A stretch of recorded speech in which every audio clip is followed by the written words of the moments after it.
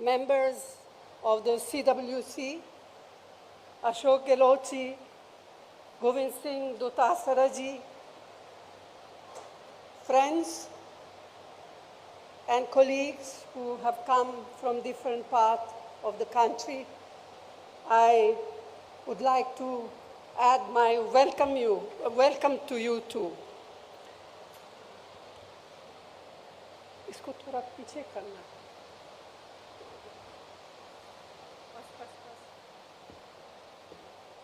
Our Chintan Shivir in this historic city with such a glorious heritage has as its theme Nav Sankalp.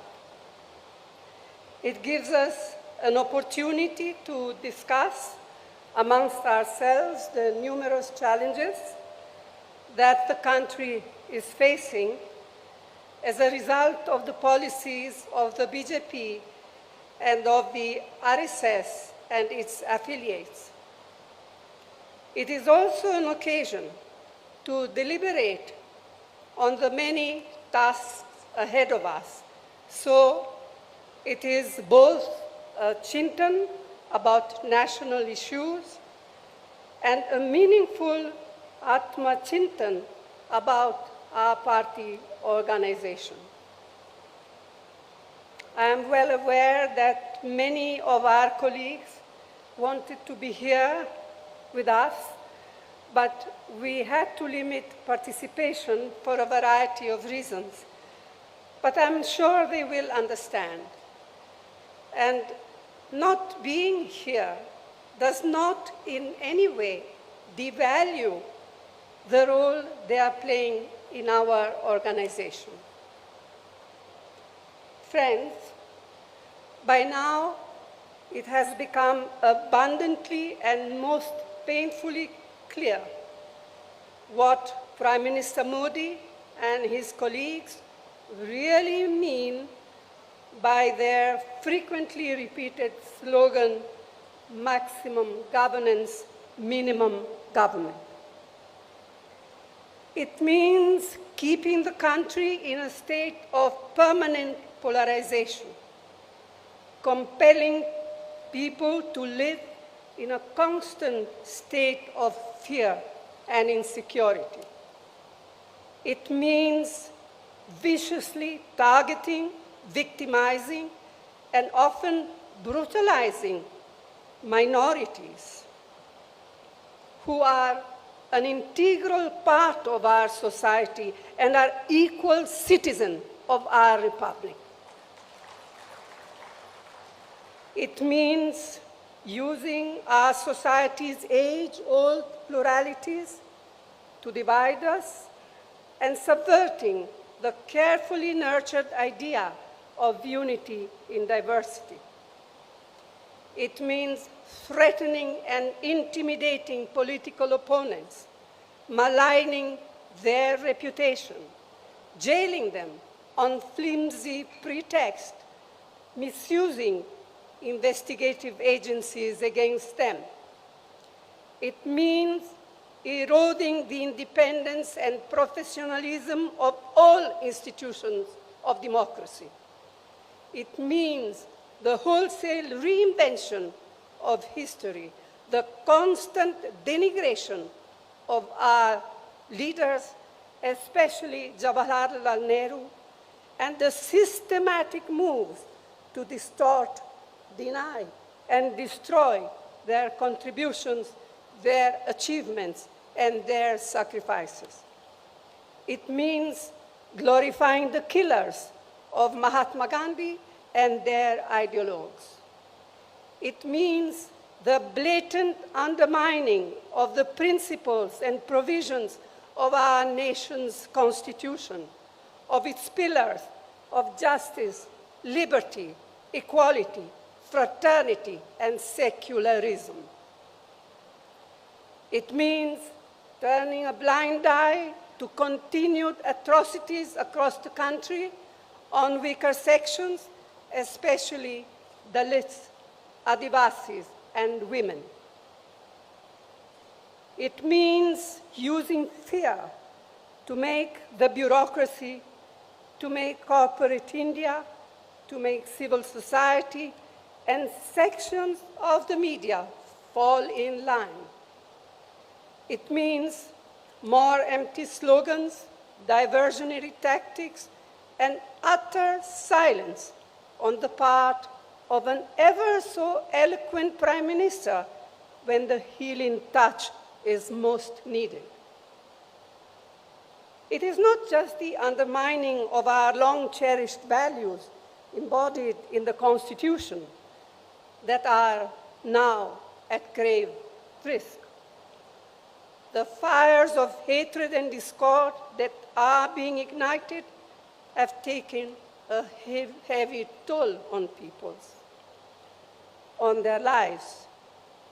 This is having serious social consequences, much more serious than we can even imagine. The vast majority of Indians want to live in an atmosphere of peace, of amity and harmony. The BJP, its cohorts and surrogates, want to keep people in a state of perpetual frenzy and conflict. They constantly provoke, instigate, and inflame.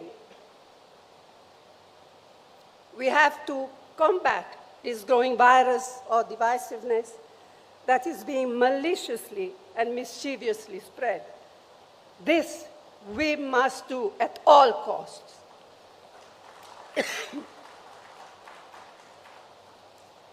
It is imperative to sustain high economic growth, to provide adequate employment opportunities for the youth.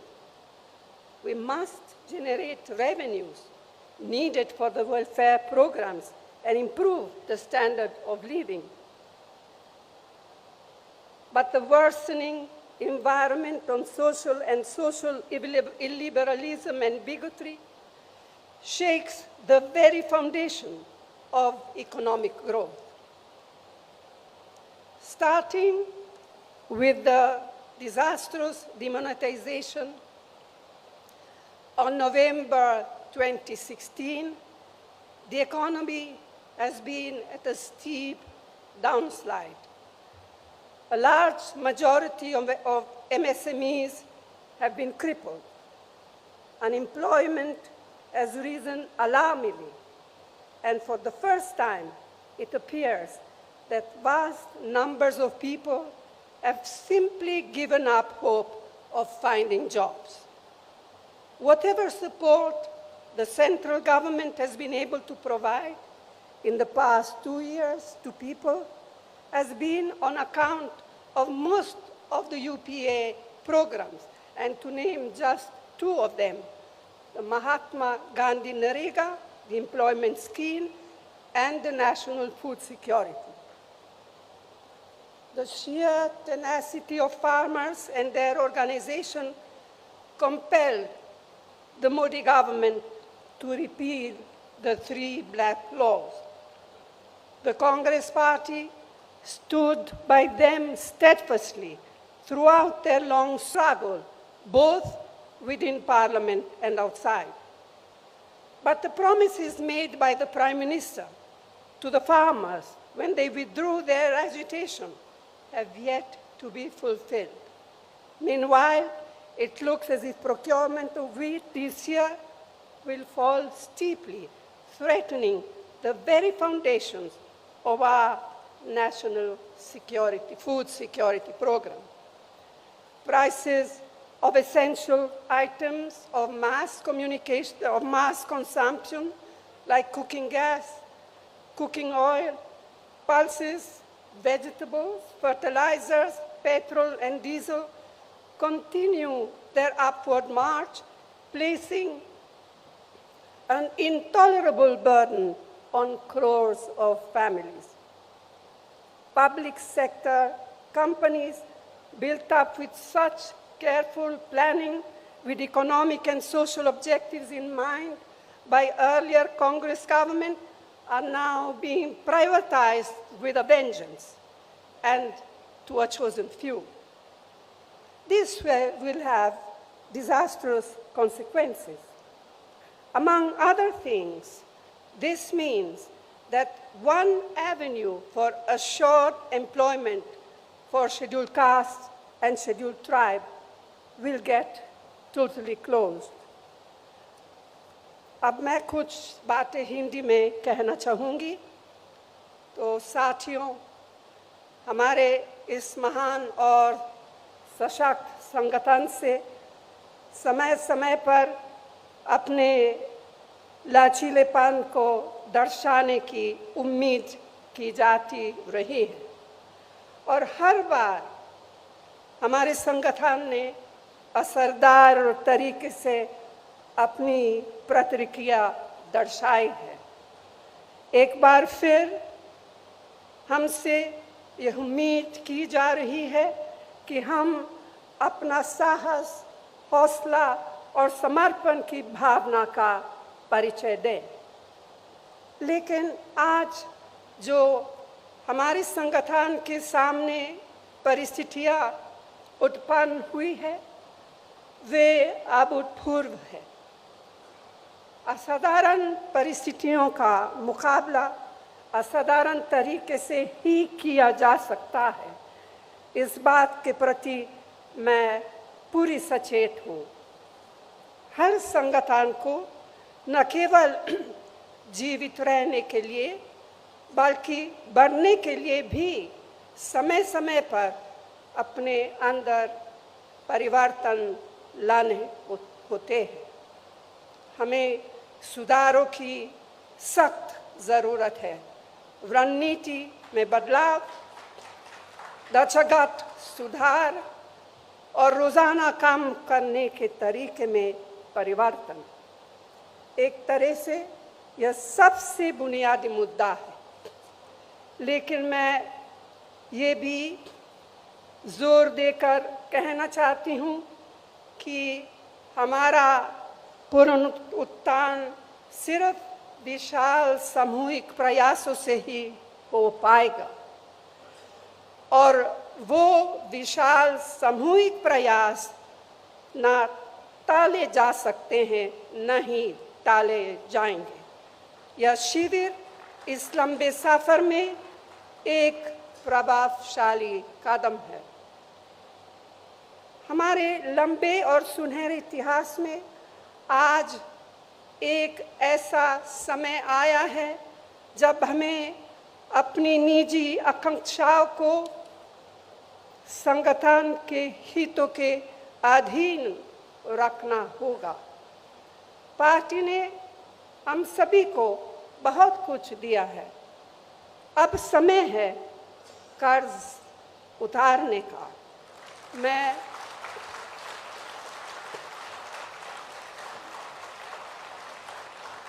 समझती हूँ इससे आवश्यक और कुछ नहीं है।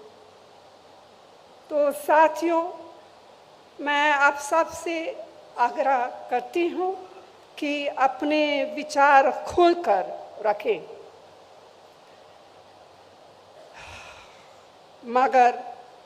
मगर बाहर सिर्फ एक ही संदेश जाना चाहिए: संगठन की मजबूती, दृढ़ निश्चय और एकता का संदेश।